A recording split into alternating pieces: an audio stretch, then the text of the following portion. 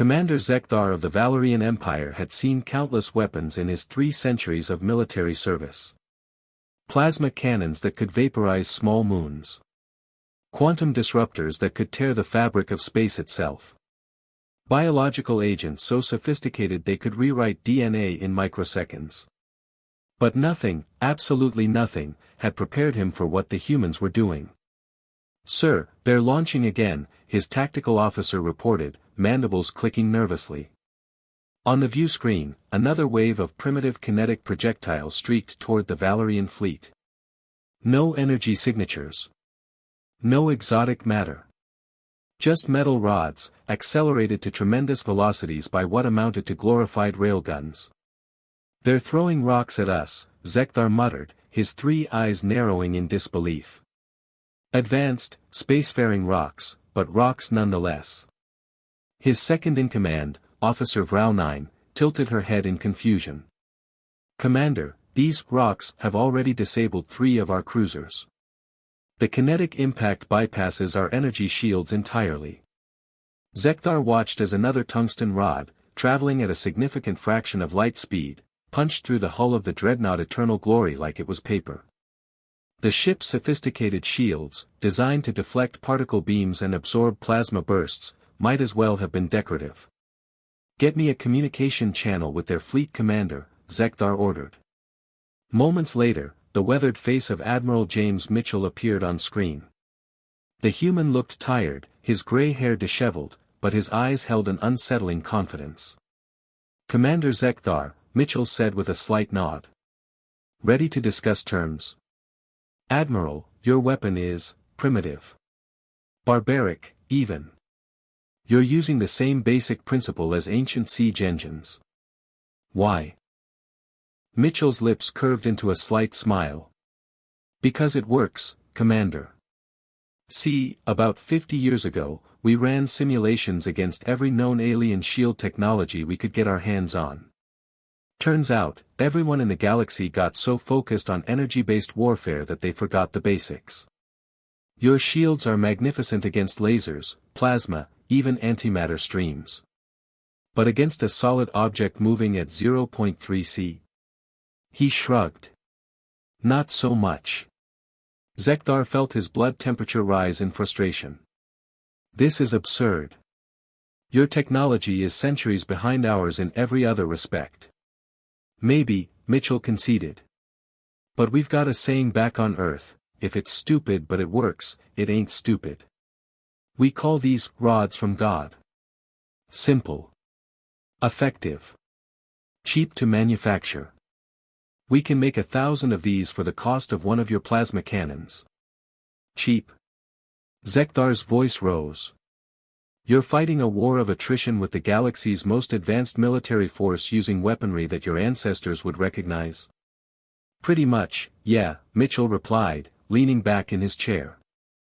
You know what our biggest advantage is, Commander? We're practical. While your people were perfecting energy weapons and shield harmonics, we were asking ourselves the dumbest question possible: what if we just hit them really, really hard? On the tactical display, Zekthar watched as another salvo of tungsten rods destroyed 2 more Valerian ships. The economic implications alone were staggering. Each Valerian vessel cost more than some planetary economies. Each human rod cost approximately what his officers spent on recreation in a month. We also learned something important from our own history, Mitchell continued. Do you know about the Blitz? World War II. When one side bombs civilian targets, the other side doesn't break, they get angry. You attacked our colony on New Texas thinking we'd surrender. Instead, every factory, every orbital platform, every mining station in human space is now churning out these rods. We've got millions of them, Commander. Millions. Zekthar reviewed the tactical data. The humans weren't lying. Intelligence reports showed unprecedented industrial mobilization across human space. Freighters that once carried consumer goods now hauled tungsten rods. Cruise ships had been converted into kinetic bombardment platforms. Your Navy personnel, Zekthar observed, they're not even professional soldiers. According to our intelligence, over 60% of your crews are civilian volunteers. Merchant mariners, mostly, Mitchell confirmed. Turns out, pointing a rod in the right direction and pulling a trigger doesn't require years of military academy training. Just good aim and motivation. My people have plenty of both. Officer Vrau9 leaned close to Zekthar. Sir, we're losing ships faster than we can replenish them. At this rate, the entire expeditionary force will be destroyed within 3 standard cycles. Zekthar closed his eyes. The Empire had never faced an enemy like this. Opponents either had superior technology that demanded respect or inferior technology that ensured swift defeat. The humans had inferior technology that was somehow winning through sheer audacity and unconventional thinking. You've made your point, Admiral, Zekthar finally said. What are your terms? Full withdrawal from human space. Reparations for New Texas. And most importantly, a non-aggression pact. We don't want your territory, Commander. We just want to be left alone. The Empire's High Council will never accept such terms from a technologically inferior species. Mitchell's expression hardened. Then we'll keep throwing rocks at you until they do. We've got asteroid belts full of ammunition and nothing but time. Your move, Commander. Zekthar looked at the tactical display one final time. The human fleet was already positioning for another strike. Behind them, dozens of freighters waited, loaded with thousands more kinetic projectiles. The mathematics were inescapable. I'll relay your terms to the High Council, Zekthar said quietly. Appreciated, Mitchell replied. And Commander? Tell your council something for me. Tell them that humans might not have the fanciest weapons, but we've been fighting wars since we lived in caves. We're really, really good at it. The communication ended.